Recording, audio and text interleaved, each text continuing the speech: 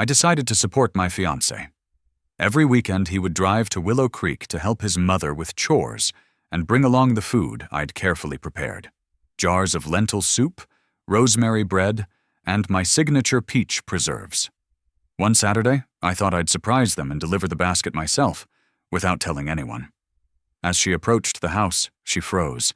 But what she saw next would change everything. Hit subscribe and tell us in the comments, would you still marry him? Claire loved rhythm. Not just in music, but in life. In routines she could rely on, in morning sunlight through the curtains, in the quiet joy of hearing a student hit their first clean note. Her world moved gently. Piano keys, lesson plans, tea at 7. Her apartment smelled of sandalwood and chamomile. Sheet music lined the walls. The hallway echoed with traces of old melodies, soft and full of intention. She taught music at a small elementary school. There, in that space between structure and creativity, she felt most at peace. And with Matthew, calm, logical, steady Matthew, she believed she had found a kind of harmony. He was a civil engineer who saw the world in grids and measurements, where she saw chords and phrasing. Their lives overlapped in quiet, complementary ways. Claire often said they were like melody and bass, separate lines working best together. Their wedding was less than a month away. The venue was booked. Her dress waited in a garment bag beside the closet. Everything was in motion. And then came the envelope. It was Thursday. She had just returned home from school, her arms full of student papers and a broken ukulele string. The envelope sat alone by the front door, plain white, no return address, her name typed neatly on the front. No note, no handwriting. Inside was a photograph. Matthew stood on a porch Claire didn't recognize. He was smiling, warmly. At his waist, a little boy clung to him, maybe 5 years old, with curly brown hair and a familiar tilt in his posture. On the back of the photo, 5 words were scrawled in blue ink. "Still think you know him?" Claire stared at the words, then at the image, at the hand on the boy's shoulder, at the ease between them, at the smile on Matthew's face, a smile she thought was only hers. That night, Claire said nothing. She handed Matthew his usual basket the next morning, kissed his cheek, and waved him off to Willow Creek, just like she always had. But 2 hours later, she grabbed her keys. She wasn't going to surprise his mother. She was going to follow the photograph and find out what he'd been hiding. The drive to Willow Creek felt longer than usual. Claire kept her hands firm on the steering wheel, her eyes fixed ahead, but her mind ran loops. The photo still sat in her purse like a weight. She hadn't looked at it again, but every inch of it was etched into her memory. The porch, the boy, the handwriting. The road narrowed as she left the highway. Fields stretched on both sides, broken by the occasional barn, the silhouette of bare trees, a lone mailbox. This wasn't the route Matthew usually described. He always said his mother lived near the town's center, not out here, where the gravel kicked under her tires and the houses stood far apart. Eventually, Claire turned onto a smaller road, one she recognized from the photo. The trees bent overhead like an archway, their golden leaves trembling in the late autumn wind. Then she saw it. The house was exactly as it appeared in the photo. White siding, a slightly tilted porch, flower beds overgrown with wild lavender. The number above the door matched the one she'd zoomed in on in the image. She parked quietly along the fence, keeping the engine running. She told herself she wouldn't stay long. She only wanted to see, to confirm what she already feared. 10 minutes passed. Claire watched the windows, but saw no movement. Then, the front door opened. Matthew stepped out. Claire's stomach turned. He was holding a grocery bag in one hand and laughing at something or someone inside. His body language was open, relaxed, comfortable. And then she appeared. A woman Claire didn't recognize walked onto the porch, holding a small child in her arms. The child wriggled, eager to be let down. The woman knelt, kissed the boy's hair, and released him gently. Claire's breath caught. The boy dashed across the wooden planks and straight into Matthew's arms.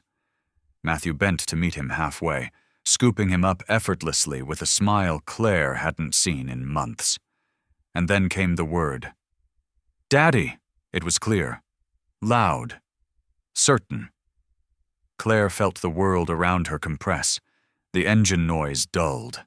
The air thinned. Her hands went cold. She wanted to scream, to cry, to get out of the car and demand answers. But she couldn't move. Matthew set the boy down and tousled his hair gently. The woman stood nearby, watching them, not awkwardly, not like a friend or a neighbor, but like someone who belonged. Claire sat motionless, her breath shallow, her thoughts scattered. Every part of her wanted to deny what she saw. That this child, this home, this moment had anything to do with the man she was about to marry. But there it was. The way Matthew touched the boy's shoulder. The way the child looked up at him with total trust. This wasn't a mistake. This wasn't new. This was a life she knew nothing about. Claire turned off the ignition. Her fingers shook as she gripped the keys. She couldn't stay. Not now. Not like this. Without a word, without even thinking, she put the car in reverse, backed out slowly, and drove away. She didn't know where she was going. She only knew that something had broken. Quietly, but completely. Claire didn't remember how she got back onto the main road. She just knew the fields passed in a blur, and the photo in her purse burned against her side like a secret that had been confirmed. She didn't cry. Not yet. When she got home, the apartment was still. She sat in the kitchen for a long time, hands curled around a mug she never drank from. That night, when Matthew came through the door, he smiled like nothing had changed. He thanked her for the bread, kissed her on the forehead, and talked about how his mother was doing better this week. Claire nodded, asked the right questions, and laughed at the right moments. Her voice didn't shake. Her hands didn't reveal her. She told herself she needed time to think, not to explode. She didn't mention the photograph, didn't say she'd been there. But inside, her silence took shape. Solid. Sharp. The next morning, while Matthew was in the shower, she opened her laptop and pulled up the county property records. She remembered the number on the front of the house, the slant of the porch, the white siding. The search didn't take long. The house didn't belong to Matthew's mother. It belonged to someone named Ruby Hale. Claire stared at the screen. The name meant nothing to her, but the truth it held did.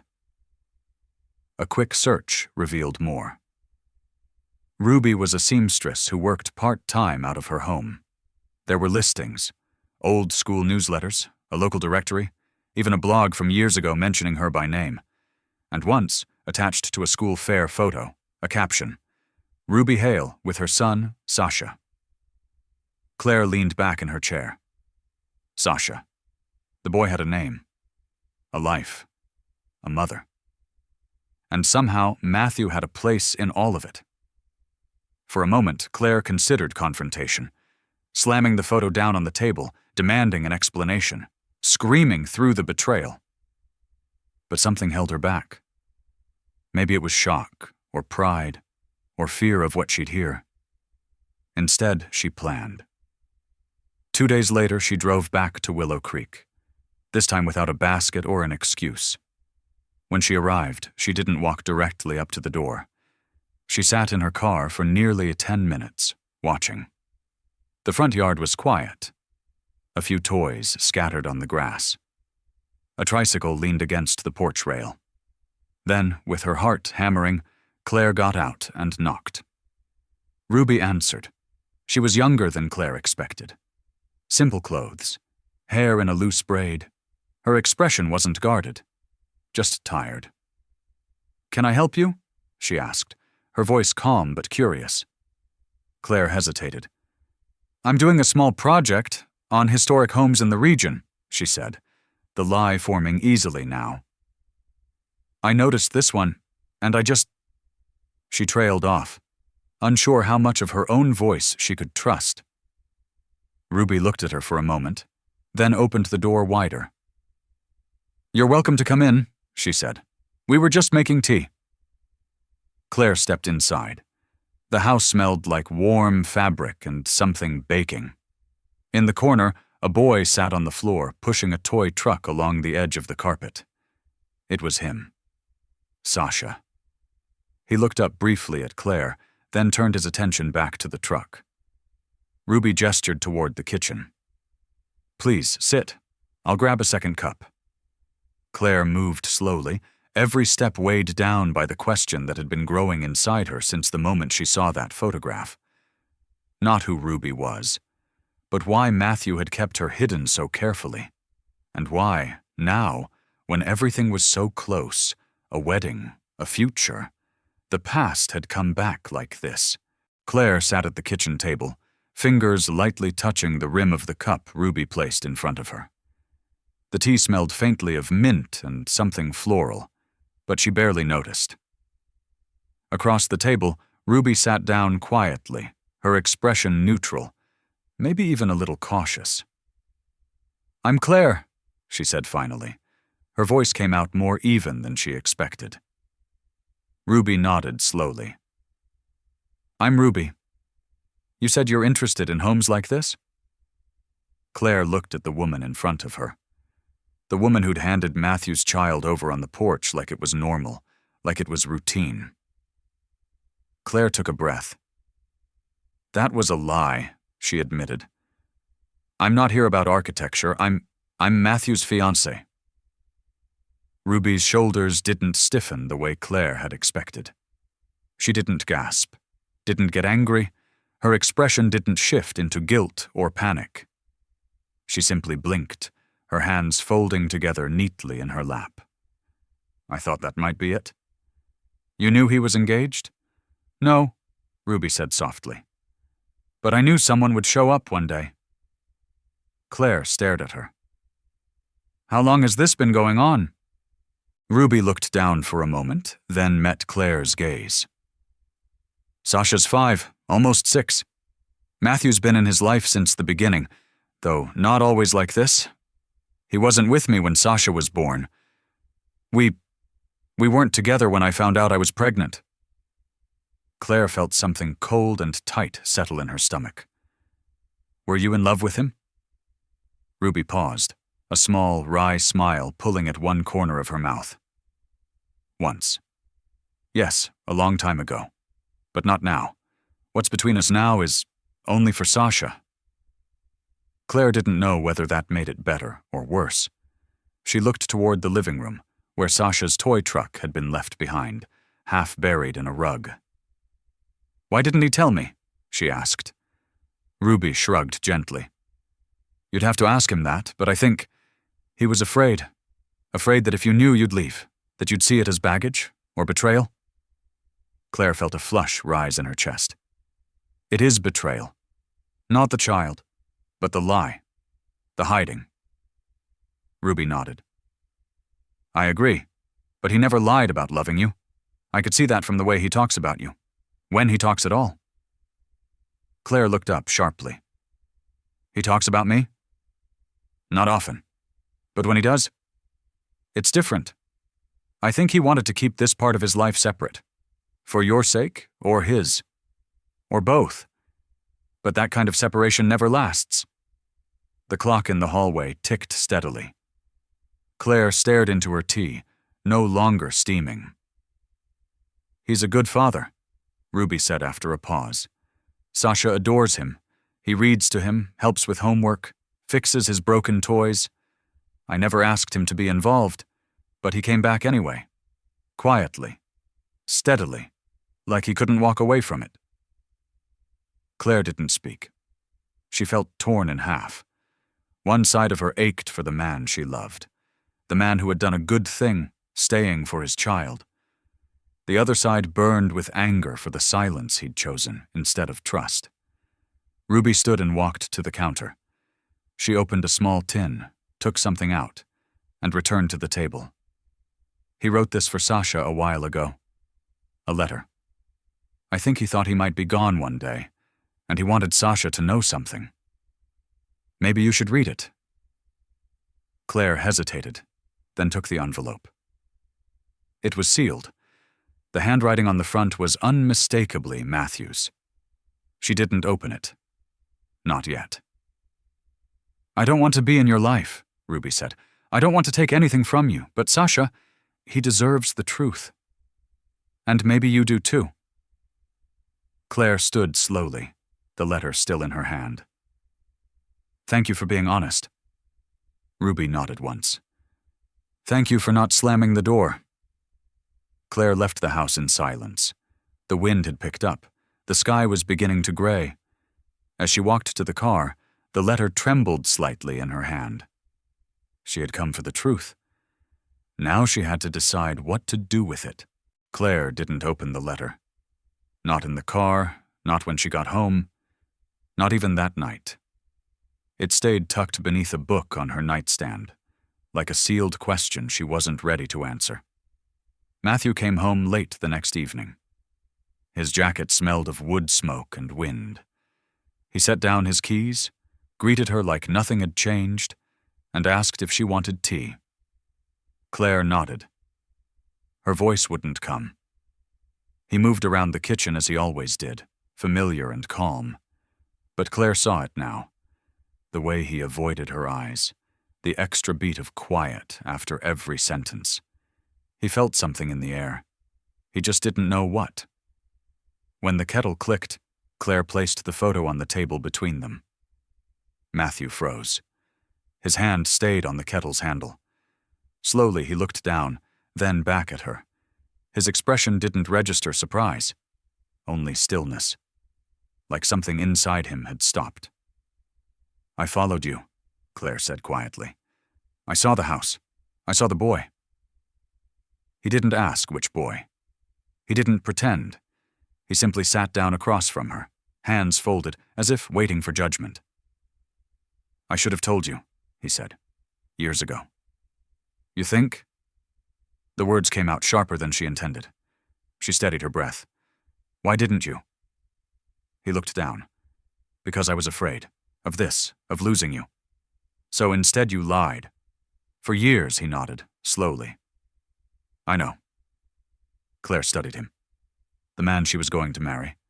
The man who had packed boxes with her and picked invitation fonts and traced circles on her back when she couldn't sleep. And now he sat in front of her like a stranger. Or maybe not a stranger. Maybe someone she had simply never fully seen. Did you love her? She asked. No, he said. Not like I love you. Ruby and I, it was brief, complicated. I didn't even know about Sasha until months later, and by the time I did, we were already...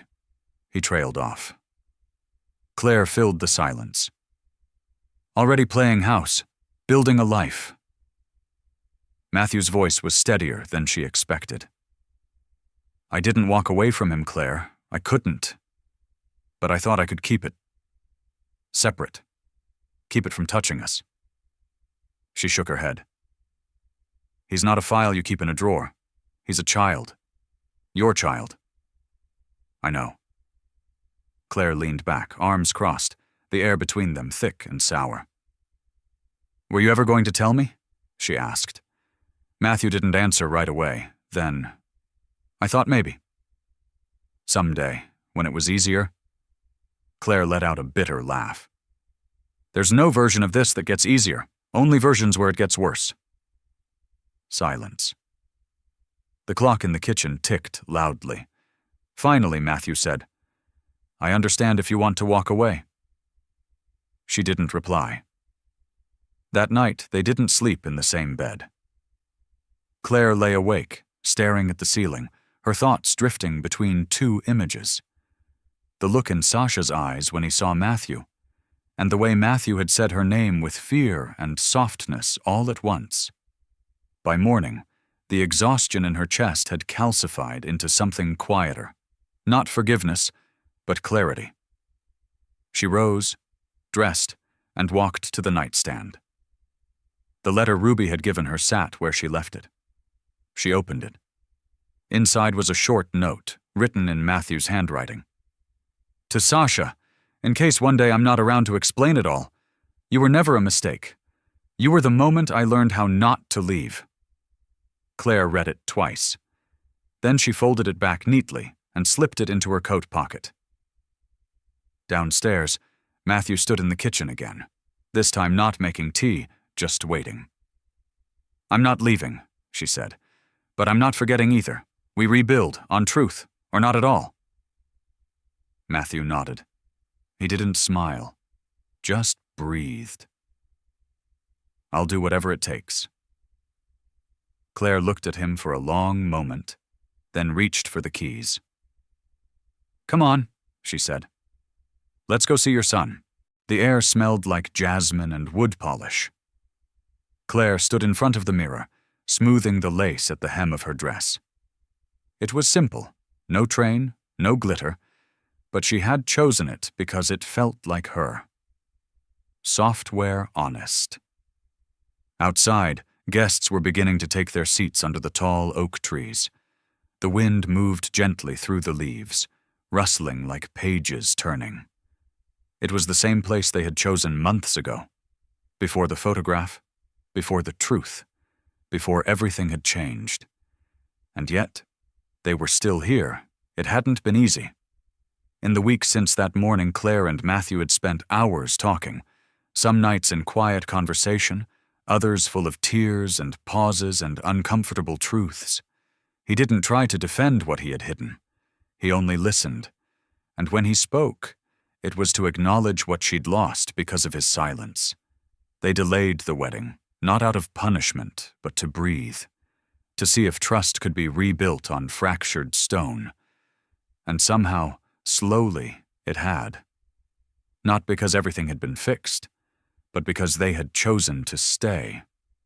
It was Matthew who suggested that Sasha should be there, not as a secret anymore, but as part of their story. Claire hesitated at first, not because of the boy, but because of the weight that came with acknowledging him out loud, to friends, to family, to herself. But when she saw Sasha again, standing shyly behind Ruby's leg, fingers gripping the fabric of her dress, Claire knelt down and offered him a small wooden box. He opened it, found a toy piano key inside, and blinked at her. It's yours, she said gently. If you want to learn, I could teach you. He smiled, just a little. But it was enough. Now, as the music began to play outside, Claire took one last breath and stepped through the door. Matthew was waiting at the altar. He wore the same suit they'd chosen together months ago, but his expression was different now. Softer, humbler. There was gratitude in his eyes. And something Claire hadn't seen before. Weight, and the willingness to carry it. When she reached him, he didn't take her hand right away. He just looked at her like he couldn't believe she was still here. I know, she whispered before he could speak. Me too. The ceremony was quiet. No speeches, no rehearsed promises. Just hands held tightly and vows spoken like truths, learned the hard way. And when the officiant finished, Sasha stepped forward, holding the rings. His hands were small, but steady. Claire smiled at him. Thank you, she said softly. He didn't say anything back, just nodded and slipped his hand into hers. It was warm, real. They walked down the aisle, the three of them, into a world that hadn't changed, but which now made more sense. Later, as the sun dipped low and guests filtered away, Claire sat on the grass, barefoot, her dress wrinkled, and her heart finally quiet. Matthew was playing catch with Sasha near the edge of the field.